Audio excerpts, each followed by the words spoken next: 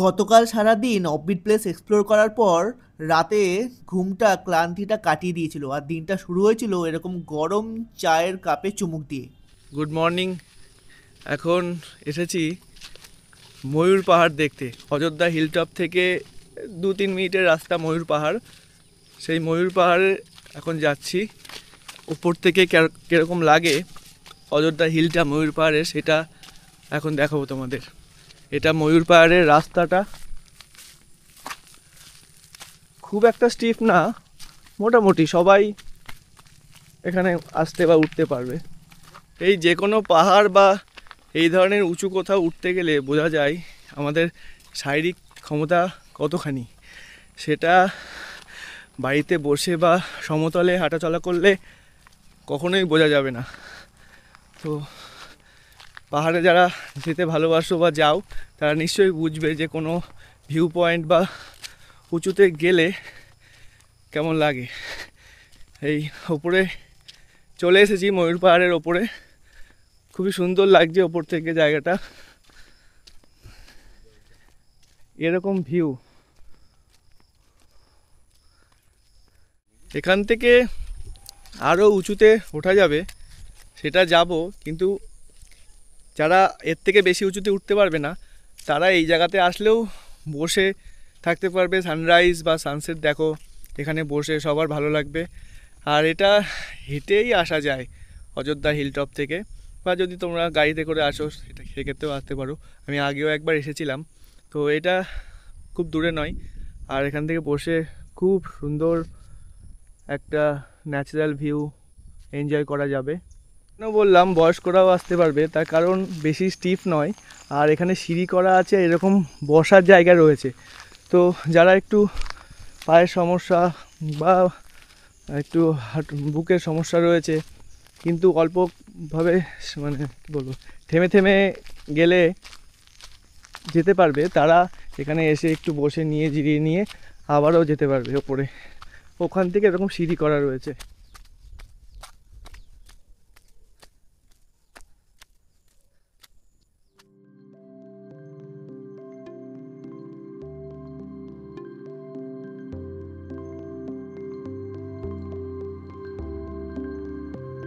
এই ময়ূর পাহাড়ের ওপরেই রয়েছে বজরংবলীজির মন্দির। তো যারা বজরংবলীর ভক্ত আছো তারা এখানে আসলে সত্যিই ভালো লাগবে, কারণ এরকম একটা ভিউ, এরকম পাহাড়, জঙ্গল এবং তার সাথে বজরংবলীজি।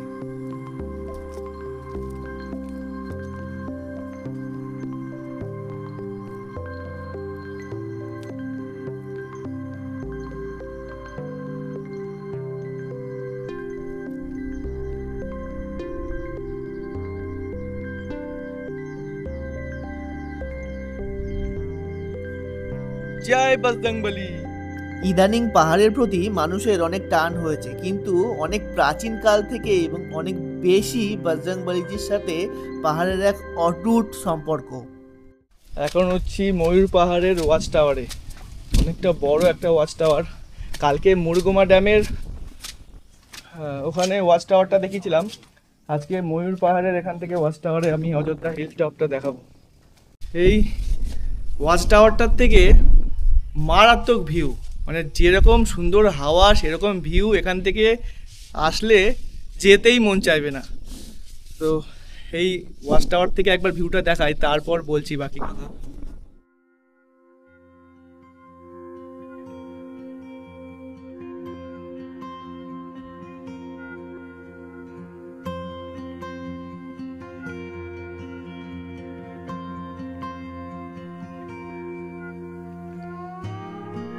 এরকম ভিউ, এরকম নিস্তব্ধতা, এরকম প্রকৃতি আর কোথাও হয়তো পশ্চিমবঙ্গে অন্তত আর কোথাও সেরকম পাওয়া যাবে বলে আমার মনে হয় না, এই পুরুলিয়া ছাড়া। দার্জিলিং যারা গেছেন সেখানে একরকম, এখানে আরেক রকম। তো পুরুলিয়া আসলে এই ময়ূর পাহাড় ড্যাম, লেক এগুলো তো আছেই, তার সাথে এই ময়ূর পাহাড়টায় অবশ্যই আসবেন, ভালো লাগবে। ওই দূরের গ্রামবাসীরা হয়তো সকালের প্রাতরাশ সেরে তাদের নিজস্ব কাজে বেরোচ্ছিল। পাহাড়ের মানুষজন কিন্তু অনেক বেশি পরিশ্রমী হয়। এত পরিশ্রমের পরেও তাদের কোনো রকম অজুহাত থাকে না, কোনো রকম অভিযোগ থাকে না। দিনের পর দিন তারা এইভাবেই কাটিয়ে যাচ্ছে। পাহাড় থেকে ফিরে রাস্তার ধারে এরকম গরম গরম ছোলে বাটুরে ভাজছে দেখে আমি আর লোভ সামলাতে পারলাম না, বলেই বসলাম যে 2 প্লেট দিয়ে দাও। ঘুগনির সাথে পুরীর মতো এই জিনিসটাকে ওরা বলে ছোলে বাটুরে। ছোলে বাটুরে যদিও একটু আলাদা হয়, এই ধরনের জিনিসকে আমাদের ওখানে বলা হয় জায়েন্ট কচুরি, যা একটা খেলেই মোটামুটি পেট ভরে যায়। ছোলে বাটুরে খাচ্ছি এখানকার, দেখি কিরকম খেতে।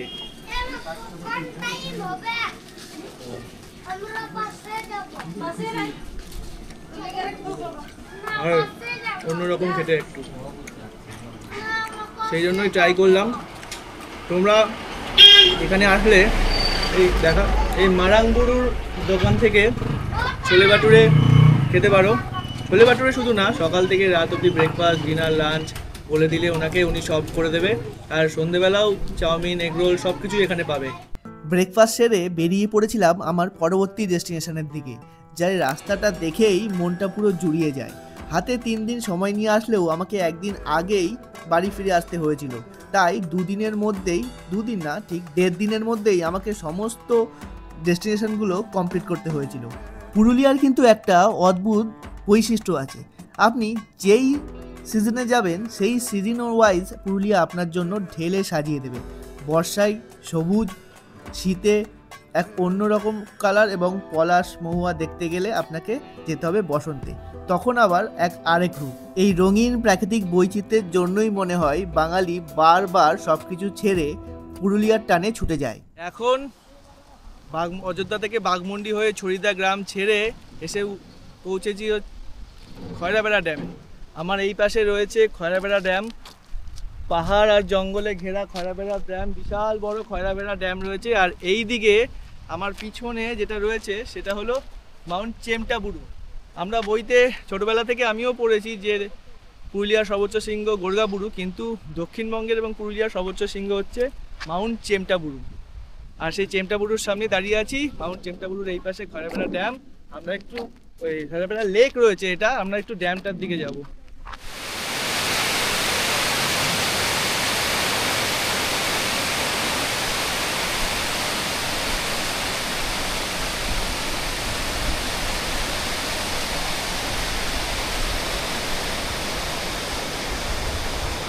এখন এইদিকে আমার খয়রাবেড়া লেক আর এইদিকে খয়রাবেড়া ড্যাম, এইটা কিন্তু ওয়েস্ট বেঙ্গল গভর্নমেন্টের ইরিগেশন আর ওয়াটারওয়েজ ডিপার্টমেন্টের মধ্যে পড়ে। ওয়েস্ট বেঙ্গল গভর্নমেন্টই এসব দায়িত্ব গ্রহণ করছে। আর এই জলটা কিন্তু সেচের কাজের জন্য দূরে চলে যাচ্ছে, বিভিন্ন গ্রামে আর চাষের কাজের জন্য এই জলটা চলে যাচ্ছে। এটা হচ্ছে অযোধ্যা হিল টপের স্টেডিয়াম। এর আগের বার যখন এসেছিলাম এখানেই পাশেই স্টে করেছিলাম, দেখাচ্ছি এটা স্টেডিয়াম। এইখানে পঞ্চায়েত, মানে ওয়েস্ট বেঙ্গল গভর্নমেন্টের সরকারের পঞ্চায়েতের কিছু গেস্ট হাউস রয়েছে, নিহারিকা, মালবিকা। আগে যখন এসেছিলাম 2019 সালে তখন এখানেই ছিলাম। এটা একদম প্রপার অযোধ্যা হিল টপে। এখান থেকে বামনি ফলস 8 কিলোমিটার আর আপার ড্যাম 5 কিলোমিটার। এখন ওই দিকেই যাব। দুপুরে লাঞ্চ করছি অযোধ্যা হিল টপেরই একটা রেস্টুরেন্ট থেকে। তো প্রথমে নিয়েছিলাম ভেজ মিল, সেখানে দিয়েছে ভাত, ডাল, আলু পোস্ত, চাটনি, ডাল ডাল চাটনি, দই, আলু ভাজা, পাঁপড়, আর আলাদা করে নিয়েছি চিকেন। চিকেনটার স্বাদ যদি একটু গ্রেভি দিয়ে খাই,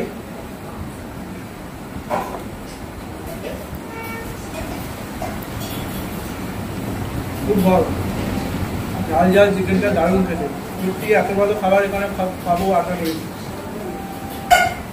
অযোধ্যা হিলটপে উঠে এসে এই স্টেডিয়ামটা ছেড়ে এসে একটা রেস্টুরেন্ট থেকে খাওয়া দাওয়া করলাম, বেশ ভালো খাবার দাবার। এই হোটেলটার নাম হচ্ছে সোনার Bangla. Breakfast, lunch, fast food, dinner সব কিছুই সকাল থেকে রাত অবধি এখানে পাওয়া যায়। তোমরা যারা অযোধ্যা হিলটপে আসছো, রিসর্টে স্টে করছো কিন্তু সেখান থেকে খাবে না ভাবছো, বাইরে থেকে খাবে ভাবছো, তো এখান থেকে খেতে পারো। খুব ভালো খাওয়া দাওয়ার, রিজনেবল দাম।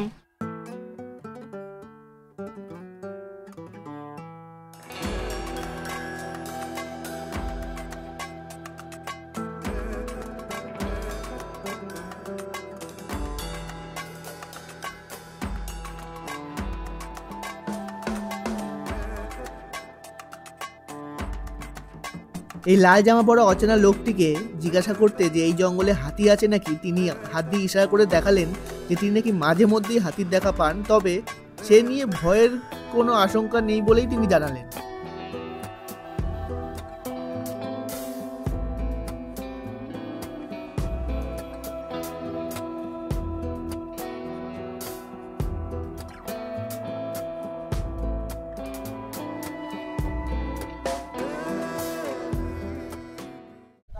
এখন এসেছি আপার ড্যামে। এই আপার ড্যাম, এখানেই সব জলবিদ্যুৎ তাপবিদ্যুৎ কেন্দ্রগুলো রয়েছে। আর এই রাস্তা সোজা চলে যাচ্ছে এদিকে লোয়ার ড্যামের দিকে, ওই দিকেও যাব। আর এই আপার ড্যামের যে পাথরগুলো রয়েছে, এই পাথরগুলো সব মার্বেল লেকে যাব একটু পরে। সেই মার্বেল লেকের পাথরগুলো নিয়ে এসে এখানে বাঁধগুলো দেওয়া রয়েছে। এখানে প্রচুর ট্যুরিস্ট পশ্চিমবঙ্গ ঝাড়খণ্ড থেকে দিনের বেলাও বিকেলবেলাও আর সিজনে তো এখানে খুবই ভিড় হয়, প্রচুর ট্যুরিস্ট এখানে আসে। যদি এই আপার ড্যামে আপনারা শীতকাল বাদে অন্য সময় আসেন তাহলে আমি বলবো একটু সকালের দিকে, আর না হলে রোদটা পড়ার পরে বিকেলের দিকে আসুন, ভালো লাগবে। কারণ এই সময় বর্ষাকাল যদিও সেরকম গরম নেই, তাও একটু রোদ আছে। তো এখানটা আপনি আধা ঘন্টা 1 ঘন্টা সময় কাটাতে পারবেন। তো ওই জন্যই বললাম বিকেলের দিকে আসলে ভালো লাগবে। মাথায় করে জ্বালানি বয়ে নিয়ে যাওয়া এই মহিলাগুলিকে জিজ্ঞাসা করতে তারা জানালেন যে এই পশুপালন এবং জ্বালানি সংগ্রহ করাই তাদের প্রতিদিনের একমাত্র কাজ। এই আপার ড্যাম থেকে লোয়ার ড্যামে যাওয়ার রাস্তায় কিন্তু সবুজ কোনো মতেই আপনার পিছু ছাড়বে না, আর তার সাথে এরকম এক লেকের ভিউ রয়েছে।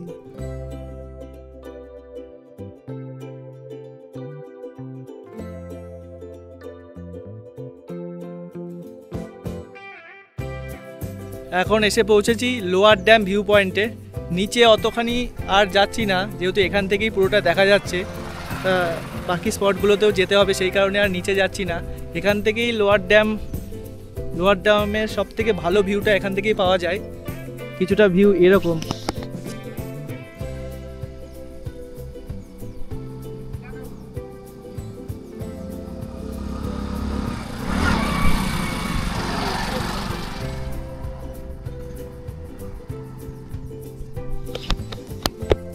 এই লোয়ার ড্যাম আর আপার ড্যাম দুটোই হলো জলবিদ্যুৎ প্রকল্প। এখানে জলবিদ্যুৎ তৈরি হয় জলের স্রোতকে কাজে লাগিয়ে।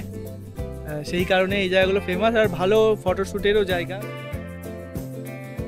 রাস্তার ধারে এই যে ছাগলগুলোকে নেমে যেতে দেখছেন, এদের রোজকার কাজ হলো ওই পাহাড়ের ওপরে গিয়ে গাছপালা খাওয়া এবং তারপর আবার এইরকম লাইন দিয়ে ফিরে যাওয়া।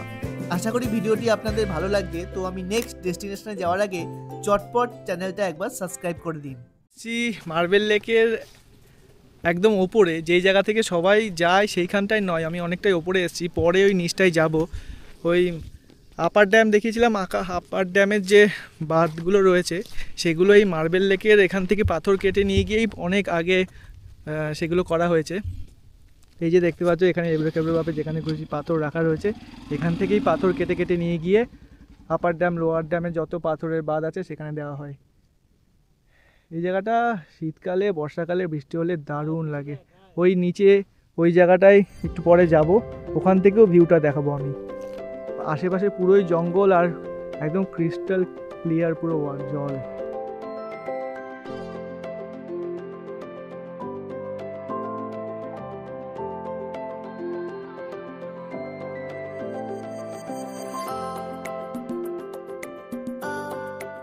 এখন এসে পৌঁছেছি বামনি ফলসের সামনে। বামনি ফলসের নিচে রাস্তায় যাব। এখানে এরকম পার্কিং রয়েছে, সবাই গাড়ি পার্ক করেছে, করে সবাই বামনি ফলসের দিকে যাচ্ছে। এই রাস্তায় ঝর্ণার আওয়াজ পাওয়া যাচ্ছে। এই গেট খোলার টাইম হচ্ছে সকাল 8:30 আর বিকেল 4টে অবধি খোলা থাকে। এরকম সিঁড়ি করা আছে। এইটা আগের ফলসগুলো যেরকম অ্যাডভেঞ্চারাস রাস্তা ছিল, উঁচু নিচু পাথরের মধ্যে দিয়ে যেতে হয়েছিল, এখানে সেরকম না। এখানে প্রপার একদম সিঁড়ি করা রাস্তা করা আছে। এই দিক থেকে জলটা আসছে, এদিক থেকে জলটা আসছে আর এইখান দিয়ে গিয়ে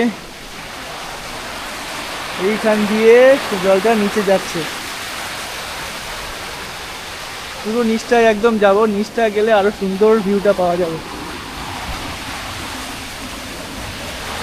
এখান থেকে জলের স্রোতটা একবার দেখো, এদিক থেকে জলটা আসছে আর এই দিক থেকে একদম নিচে চলে যাচ্ছে জলটা। নিচে যাচ্ছি, নিচের রাস্তাটা একটু তাড়াতাড়ি করে যাচ্ছি, একটু এনজয় করো।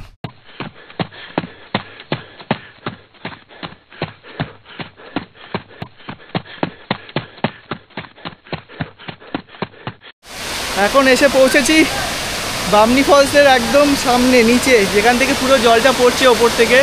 দারুণ লাগছে, দারুণ একটা ভিউ বামনি ফলসের। পিছনে প্রচুর জলের স্রোত, আওয়াজে হয়তো আমার কথা শোনা যাচ্ছে না। দেখতে পাচ্ছ জল ওপর থেকে পড়ে যাচ্ছে, ভীষণ স্রোতে জল পড়ছে, প্রচুর জল। এরকমটা বর্ষাকাল ছাড়া সম্ভব নয়। তো বর্ষাকালে যারা পুরুলিয়া আসছো এরকম ভিউ পাবে মাস্ট।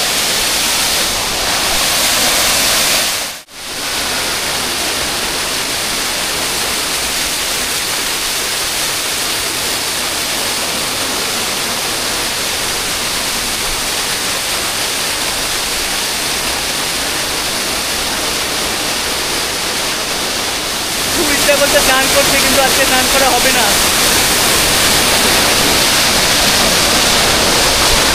বামনি ফলস তোমাদের দেখালাম, এই বামনি ফলস থেকে এখন যাবো তুলগা ফলসে।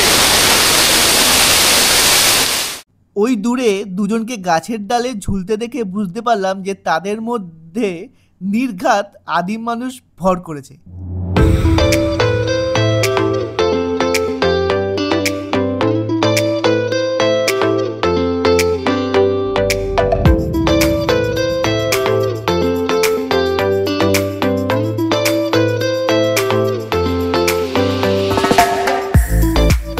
কোথায় আসলাম বলো তো? এখন এসেছি তুর্গা ড্যামের। এটা হচ্ছে তুর্গা ড্যাম বা তুর্গা ফলস। দারুণ সুন্দর একটা জায়গা, এখানে সন্ধে নেমে আসছে। আমার পিছনটা তুর্গা ড্যাম আর ওই দিকটা রয়েছে তুর্গা ফলস। এখানে এসে এই ধারে বা এই পাথরের ওপর বসে আপনারা দীঘা গেলে যেরকম সন্ধ্যের পরে বিচে বসে থাকেন, ঠিক সেরকমই অনুভূতি এখানে হবে। হ্যাঁ, এখানে এত লাইট টাইট কিছু নেই, সন্ধ্যের আগেই বেরিয়ে যেতে হবে, কিন্তু তার আগে অবধি এখানে অসাধারণ লাগবে। এই জায়গা, পুরো জায়গাটা জুড়েই, এইদিকেও জঙ্গল আছে, এদিকেও একটা ড্যাম আছে, দারুণ সুন্দর একটা জায়গা।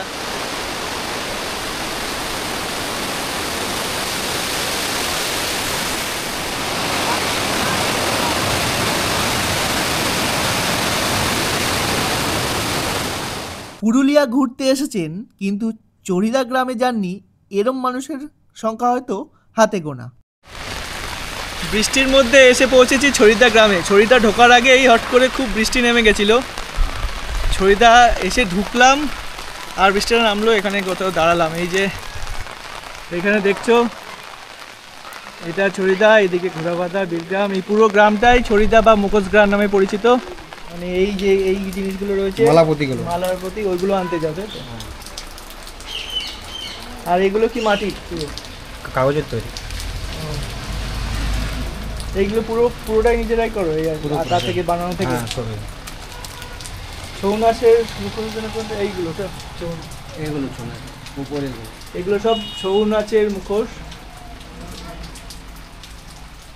যথোপযুক্ত দাম না পেলেও গ্রাম বাংলার ঐতিহ্য ও শিল্পকলাকে হয়তো এই মানুষগুলোই টিকিয়ে রেখেছে দিনের পর দিন। তাই তাদের যতই প্রশংসা করি না কেন, সেটা অনেকাংশেই কম হবে। এইগুলো বললে কত? 70। আর এই যে এইগুলো, এই ছোট, এগুলো 100। এগুলো হচ্ছে 100 টাকা, এটা হচ্ছে 70 টাকা। আর এই ছোট দুর্গাটা 50 টাকা। এখানে যখন ছৌ নাচ হয় আর টুসু উৎসব হয়, সেইগুলোর সময় এগুলো বেশি বিক্রি হয় নাকি? শীতকালে বেশি বিক্রি হয়। আর আমাদের কলকাতার ওইদিকে যায় এগুলো সব, অনেক টুরিস্টরাই বেশি কেনে নাকি? হ্যাঁ। মানে কতদিন এক একটা বানাতে কতদিন লাগে? এই 1 মাস লাগে। এই একটা বর্ষাতে হয়নি আমাদের। মানে সিজন যখন আসে, টুরিস্ট বেশি আসে, তখন বিক্রিটা বেশি হয়। হ্যাঁ। এই এখন এই দামটা তো কথা কম দেখলেন তো। এই কথাকলির এইগুলো মনে হয় ওই ইয়ে এইগুলো ছৌ আপনার নাচে। 70 টাকা করে দাম আছে সিজনে। এগুলো হ্যাঁ 150 করে আপনার বিক্রি হবে। এই ছৌ নাচের সময় এগুলো এগুলো লাগে না? তোমার সারা বছরই রোজই খোলা নাকি দোকান? হ্যাঁ বাড়ির সামনে দোকান তো। এখানেই বাড়ি তোমার? হ্যাঁ এখানে।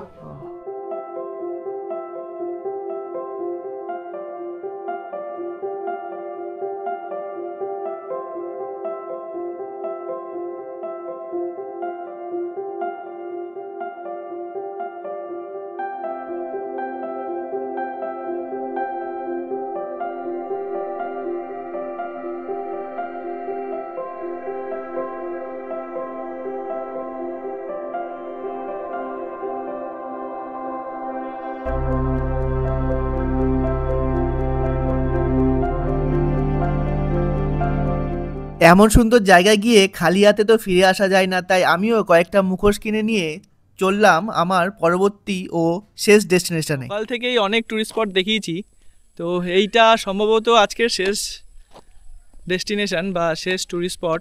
সেটা হচ্ছে পাখি পাহাড়। মাঠা ফরেস্ট ছেড়ে এসে 3 কিলোমিটার মতো আসলে লেফট সাইডে পড়বে, এসে এই জঙ্গলের মধ্যে একটা পাহাড় আঁকা বাঁকা রয়েছে, এর মধ্যে পাখি আঁকা রয়েছে, এই পাখি পাহাড়। এটা হলো পাখি পাহাড়। এই জঙ্গলের ভেতর দিয়ে গাইড নিয়ে, এখান থেকে গাইড নিয়ে যেতে হবে। গাইড আপনাকে রাস্তা দেখিয়ে নিয়ে যাবে একদম ওই পাহাড়ের গোড়ায় ওরকম পাখি আঁকা আছে। সেটাই জন্যই পাহাড়টার নাম হচ্ছে পাখি পাহাড়। আর এই রাস্তাটা সোজা চলে গেল একটা আদিবাসী গ্রামে। যেহেতু অনেকটা সন্ধে হয়ে গেছে, একটু পরেই সন্ধে হয়ে যাবে, ওই জন্য আর ভেতরে জঙ্গলের মধ্যে ঢুকছি না। না হলে ভেতরে পুরোটা যেতাম, গিয়ে দেখতাম। এখান থেকে মিনিট 5-7 হাঁটলে ওই জায়গায় পৌঁছানো যাবে। তো আর যাচ্ছি না, এখান থেকেই দেখাচ্ছি। পরে আবার কখনো আসলে অবশ্যই ওখানটাতে যাব। আমার এইবারের পুরুলিয়া ভ্রমণে আমি যা যা অভিজ্ঞতা অর্জন করেছি আর যা যা এক্সপ্লোর করেছি সব কিছুই আমার 3টে এপিসোডে শেয়ার করলাম। ভিডিওটি ভালো লাগলে লাইক, শেয়ার ও চ্যানেলটি অবশ্যই সাবস্ক্রাইব করে দেবে।